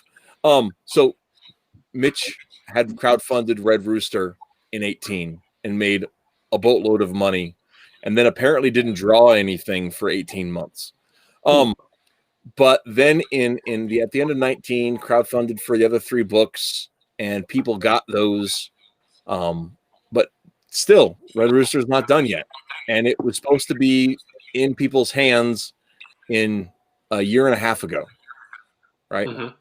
And it's on newsstands at Walmart. It's on their little thing at Walmart before you could get it, what you paid for. And so that's some bad blood for people. In fact, I directly accosted him about it on Facebook a couple weeks ago, and I said, "Where's my chicken book?" And they sent me a refund without me asking for it, because I didn't want the money. I wanted the chicken book. Yeah, I'll tell you honestly, I took the money because I wasn't convinced that if I gave it back to them that I'd get my book. So I gave some to an artist to do some stuff for us. Take your money to Walmart and get your chicken book. Well, I could have done that. But I gave it to Oscar to get some commissions done. So, but yeah. Anyway, that's part of that. And I can't believe you're complaining about a Kickstarter from 2018. I have one from like mid-decade that I'm still waiting for my comics, and every now and then he releases an update saying, "I thought I was going to have it done," and it's like. Does it involve a Hawaiian detective by chance? No. I've heard about the Hawaiian Dick. No, it's not that. It's Brigade. Oh, it's been too long for me to remember. It's something about superheroes who are like on the clock and have like a clock in, clock out thing, and I don't know. I'd have to go look it up, but it sounded like a cool idea, and I don't know. The guy just. Something happened. He supposedly has some issues, but you can't get. It's like he was selling them on Amazon, but not giving them to the people at Kickstarter who had. But I think he was selling them on Amazon to raise the funds. It's probably a case of a guy who asked for way too little money and didn't understand shipping and all that other stuff. There's so many horror stories of Kickstarter of people who just did not anticipate half the expenses that they encountered. Yeah. And then I think that happens. There was a recent project that was supposed to be in the mail that today announced that like he hired a fulfillment agency because he didn't know what he was doing. Yeah, like you said at the beginning of October it was in the post. Those don't even fit together. Like that's like saying that like I love the smell of the color green. It just doesn't even make sense. They were in the mailbox outside his house, but I forgot to put these stamp things on them, so they've been sitting out there for like the whole month. There's been a pallet sitting by the curb and shrink wrap, and nobody came to pick it up. It was the weirdest thing he'd ever seen. So now I got somebody gonna put stamps on those things and disperse them. I will say, without trying to throw too much shade, the man has the perfect surname, and move on from there. I want to go back to this concept of cartooning, and part of why I want to do it is because I want to throw a little praise at the fellow whose message I pinned below. Carl Toons, he's also known as Carl's Amateur Hour on Twitter, is one of the best cartoonists that doesn't do it for a living that I've seen. His stuff is just phenomenal, and I desperately want to have the money to have him do a book for me. I even know the book that I want him to do, but I have to get the funding together. But I'm telling you guys, like, if you guys follow his stuff, it's amazing. And he gets this idea about this, like he says, cartooning is great because it's a product of the mind. And it does, it engages us in a way that it reflects our life, but it is not our life. And so because of that, we have an emotional attachment, like a subconscious attachment to it. And I think that's such an important idea when it comes to creation. So that's what I wanted to say. Yeah. Oh, that makes sense. Plus, you can appreciate the art, the skill, what it took to create that versus what it takes to Photoshop and trace and just layer figures together. Not that no skill. It takes skill and work, but just it's not as exciting. And I think, the whole idea of the digital collage, I think there's a value to that. You look at like Dave McKean's covers for Sandman. It was that stuff, but it was in the very early days, right? But you wouldn't necessarily, I mean, granted, Mirror Mask is brilliant, but if every comic looked like that, it wouldn't have the impact, right? And also McKean is, god tier talent. He's got that indescribable something, but I don't know how else to say it. But yeah, this whole tracing business that they got, and the one that comes to mind for me is Clayman when he did Heroes in Crisis. Excellent draftsmanship. Those figures are superb. They look dead. They look like mannequins in a pose. There's no dynamism to them. There's no life in them at all. Those scenes of Barbara Gordon standing next to Harley Quinn, where she's telling Harley, hey, Harley, don't beat that guy up. She's like, it's almost like Willy Wonka going, help, police, murder. She just got these dead eyes, and she's like, oh, no, you're hurting that guy. We could go. I'm serious. Like, I thought your camera had frozen up for a second, RJ. That was a really good ventriloquist act you pulled off there. I used to be a teenage ventriloquist, actually. I was a teenage ventriloquist. Why does that movie not exist? Oh, Roger Corman, you were taken from us too soon. Believe me, if I could get my hands on a ventriloquist dummy again, especially if I could get the Willie Talk doll. I've looked. Ventriloquist dummies, they all have the string in the back that you pull, and you're like, no, you can't do that. That's stupid. You get a real ventriloquist doll, you put your hand inside its back. There's a spindle, there's a trigger, there's some levers that you pull in there, and that's a lot easier to work with. And believe me, if I had one, he'd be part of the show all the time. That would be amazing. I would like that would be like the highlight of like, hey, we're going to talk about review comics today with Woody or Spruce. It was Willie's Talk.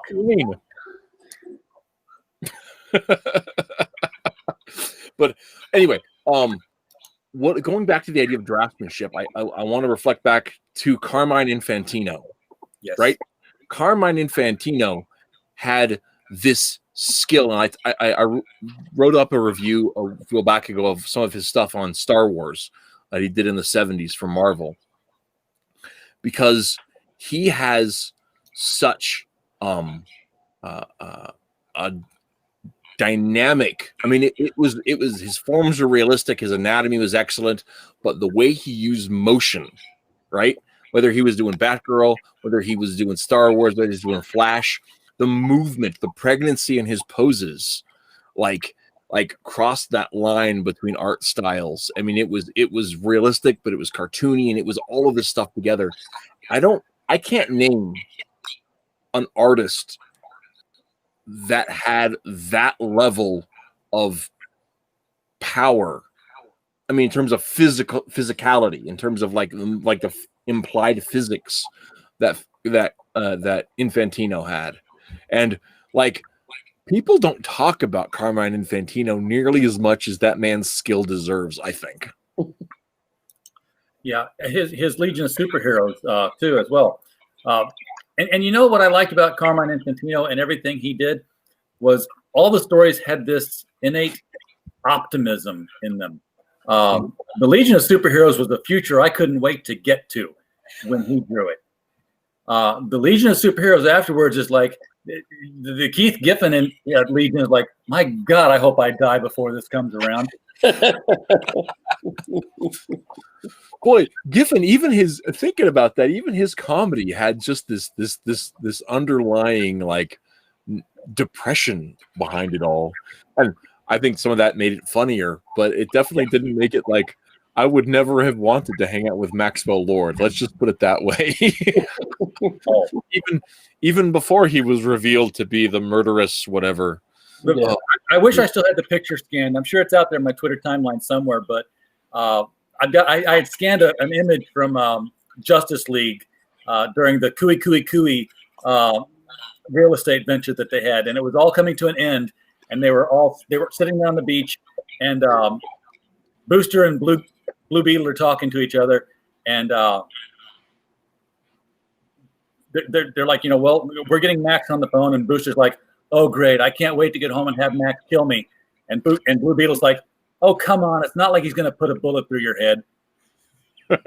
Oh jeez. And like, no, he's gonna put a bullet through your head 5 years from now. Oh man, that was, I don't know, man. That whole thing, that was garbage. Anyway. Yeah. What, the death of Blue Beetle? Yeah. I mean, and, the whole DC 1 year later, and I mean, so much of that stuff that and one of the things that was worst about 1 year later was they had, World War III happened while no one was watching. And I'm like, really? You're not gonna, we have 50 years of World War II stories in comics, and you're not even gonna show us World War III? Thanks, guys. Yeah. That was 1 year later because Superman had no powers. Batman took a vacation. And Wonder Woman went back to her island or something. Yeah. And like, the Teen Titans like had whole new characters, and one of them was a female Captain Atom, and Bombshell. And I mean, like some of the stuff they introduced and the characters were kind of fun concepts, but I don't know. It would like how they got there was would have been a way more interesting story than anything that we saw. And of course, they led up to the destruction of Bloodhaven, and kind of, it was a whole thing. I don't know, man. Anytime DC tries to introduce new characters in mass, it just never works. I mean, they did that after the 52. It was almost like they were saying, first of all, well, these characters don't have room to grow as long as we have Superman, Batman, and Wonder Woman around. So let's put them somewhere for a year so the universe is open for them. But, they do things like Bloodlines. Did any hero stick around from Bloodlines that they were trying to introduce in all those? Hitman. Well, yeah, Hitman was the probably the only real standout. Argus showed up every once and again. He was really cool. And that's kind of it. I mean, like, you had Joe Public showed up like 3 or 4 times. But that was, I mean, there wasn't a whole lot of stuff. Resurrection Man for a while.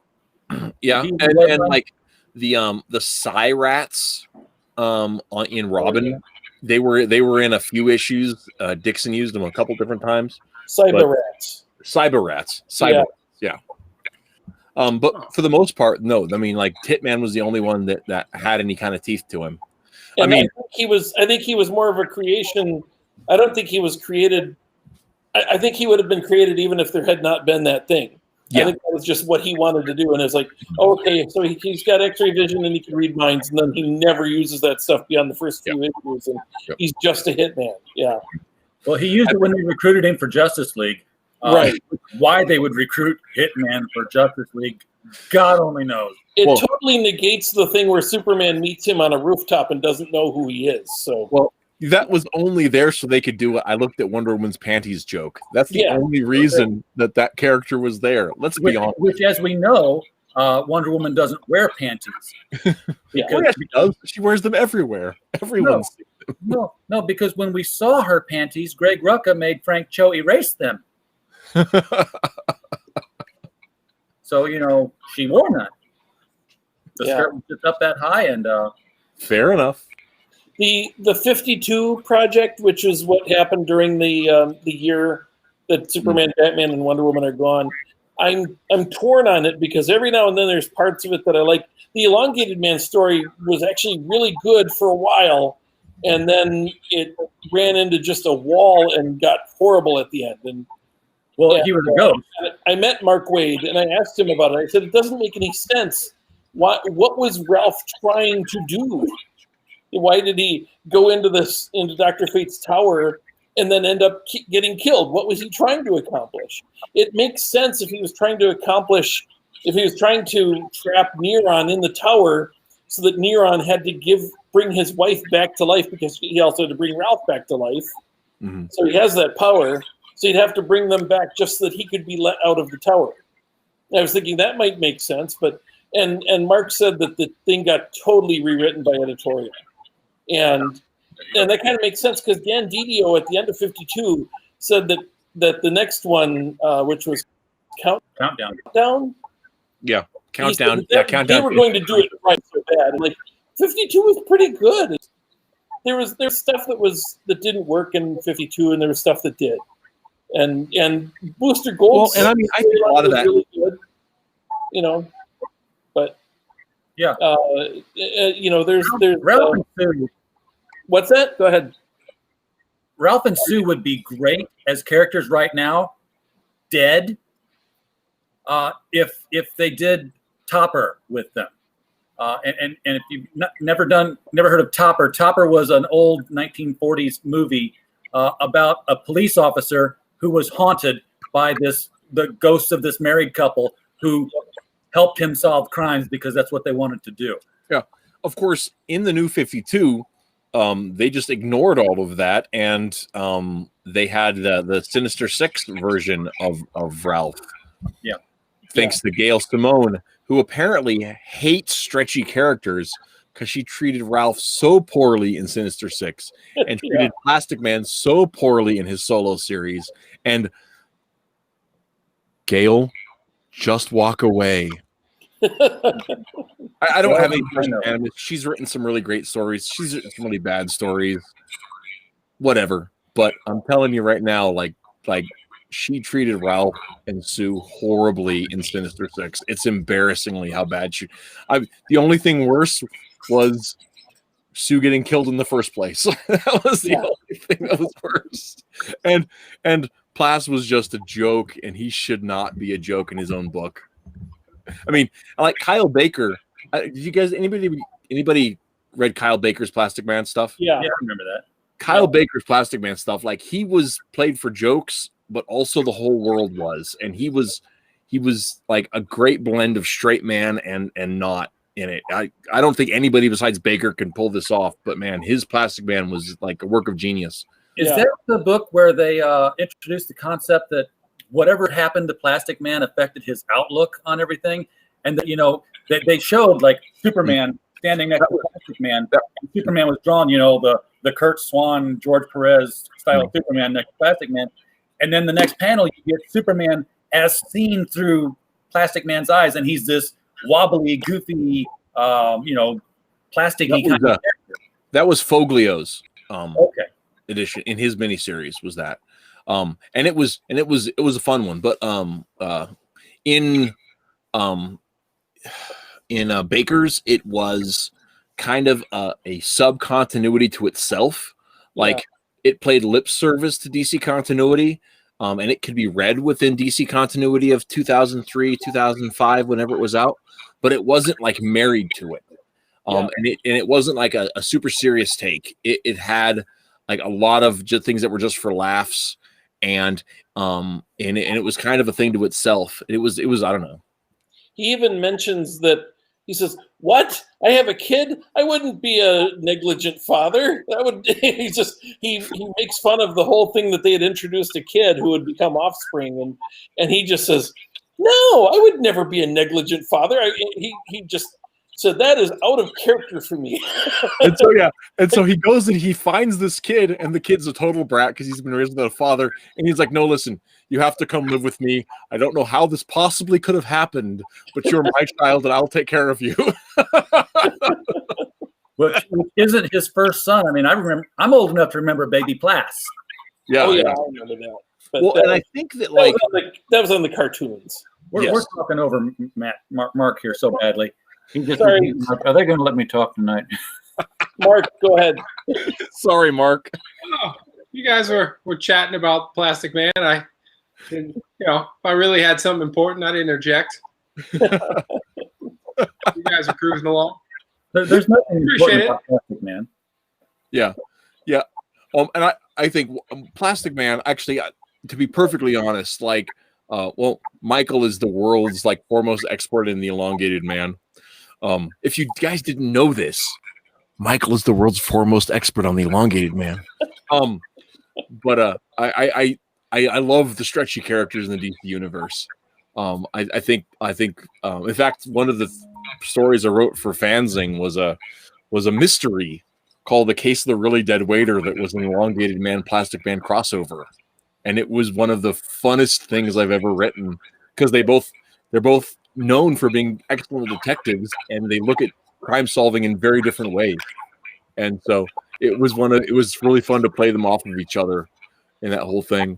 And it's just to kind of see how that played out. And like I said, the Baker story was great, but I don't think that Mark Waid wrote some really interesting, complex stuff with Plastic Man in Justice League. But I don't think they did the character justice. I expected Plastic Man at one point to just totally go apeshit insane, because it was that Justice League story where they'd been scattered through time, and Plastic Man was like way thousands and thousands and thousands of years ago and had been shattered to pieces over the ocean. He was like solidified and then cracked into pieces. And they get back to present time, and Batman's like, plastic doesn't biodegrade. He's still out there. So they go and they get him and they put him back together. He's been in this conscious state for thousands of years, and they put him back together, and he comes out of it, and he's like just babbling. But then he gets better. Like instantly better. Yeah. This was like, you should have been like some sort of a psycho killer or something at this point, being alone in your own head for so long. It reminds me of the American version of Red Dwarf, when they did a pilot for the Red Dwarf, and they wanted to introduce Crichton, and instead of him being somebody that they find, he's just part of the crew. And so they have Crichton, they have his being taken apart, and his head is put on a shelf, and then everybody in the crew dies. And 3 million years later, Dave Lister comes out of stasis and is walking around, and he finds Crichton. He says, "What are you doing?" And he says, "Oh, I've been here just waiting." He says, "You've been on the whole time?" He says, "Yeah." He says, "What have you been doing?" He says, "I've been reading that fire exit sign." During the lean times, that brought me some real comfort.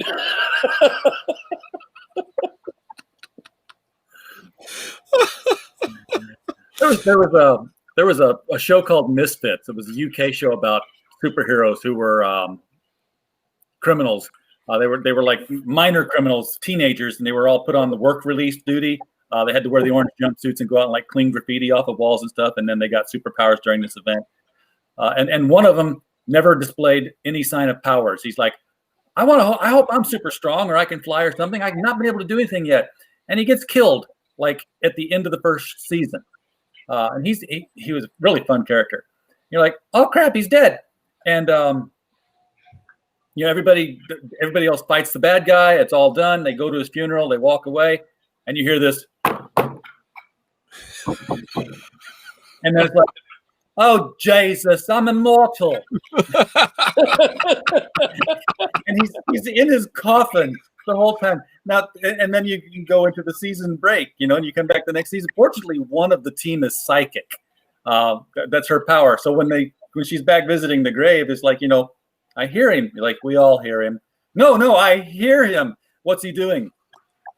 He's wanking. That's all he'd been doing the whole time. Just like, oh, why not toss off another one here? I can't die. I'm stuck in this box. They dig him up. He's like, don't stand too close. I've let go a couple of times in here. Well, thank God. That's a great place to end the show, it being 9:00 now. Go watch Misfits. It's fun. So I guess this week's Mattriachy gets a happy ending.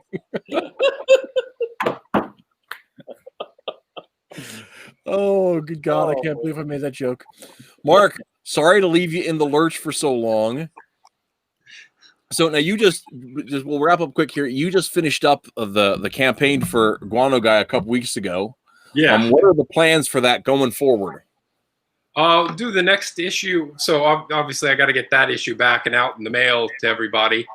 And then the next issue will be March of next year. Mm-hmm. So I'm planning 2 issues next year, one in March, one in September. Cool. And as many pages are done.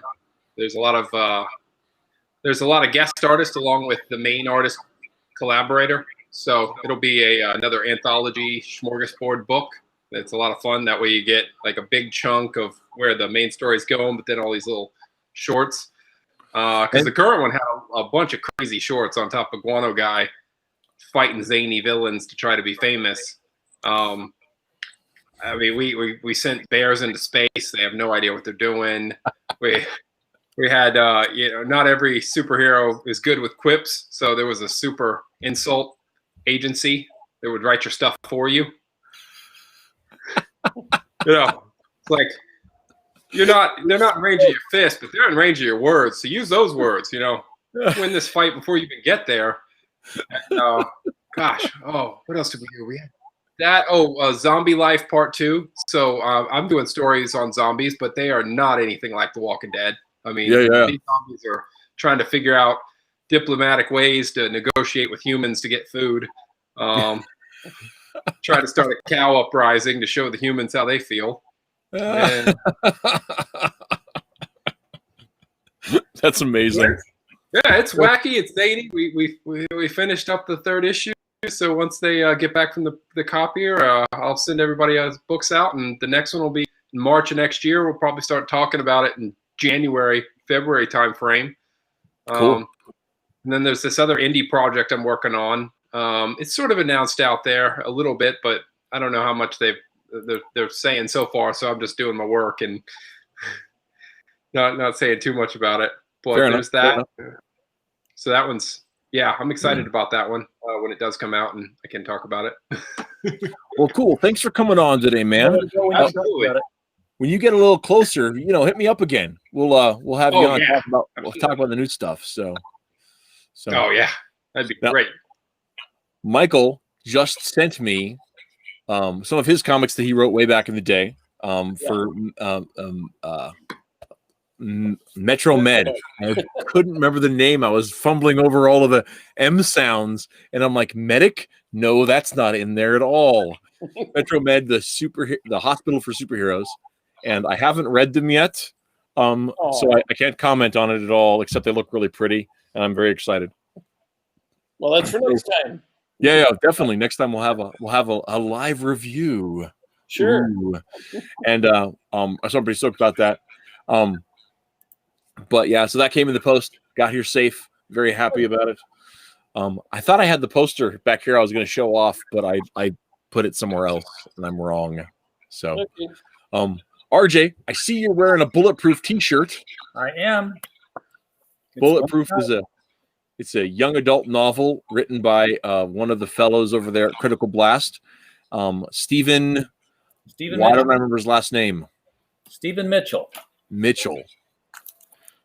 I should remember Mitchell. Where did I put the books? I dug out all my books to show you guys, and I had to move stuff. Yeah. So yes, I'm wearing my bulletproof shirt. It's an advertising. It's not a property. I need to get a The Devil You Know shirt. Oh yeah. To advertise the newest book that we've got out. So and those are both available on Amazon. On Amazon. Yes. And Stephen was sharing that there's another site too that takes a smaller cut. But I can't remember what it was. He told me about that. It's something that actually you can order it, and you end up ordering it from your local mom and pop bookstore, because all these books are available to any bookstore out there.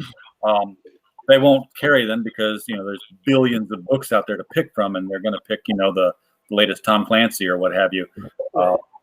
But you just walk into your local bookstore and say, "Hey, there's this book I want. Can you get it in for me?" And they'll get it in for you. It's published through Ingram, so a complete cards on the table. I did buy Bulletproof. I have read the first chapter. I am intrigued, but I'm so busy I haven't finished it yet because life has gone completely nuts for me lately. But speaking of which, I have to leave really quickly because I've got another Zoom meeting I've got to do. But before I go, check out idealcomics.net/shop because that's where you can buy my comics. Cool. And you should buy my comics. They're all electronic right now. We are going to have some physical books up there in the next couple of weeks. But right now, everything you can get from us, you can get almost our entire catalog digitally for less than $20. So check it out. We've got horror, we've got comedy, we've got slice of life, we've got superheroes, and all kinds of stuff. So, we also have an album, an EP that comes with a free webcomic. So check that out. Anyway, guys, we got to cut out. Thank you for tuning in. Next week, myself and Fly Fox Pro will be dueling banjo interviewing Doug Knaple about Earthworm Jim and Bigfoot Bill. And so that's up next week. Plus whatever else of the Knaple catalog that I decide to pull out. Who knows what'll happen. Thanks for And on that note. Oh man. Sorry, it's the Rona. It's not. Thanks for tuning in, guys, and we'll see you guys around the webs. Bye. Bye.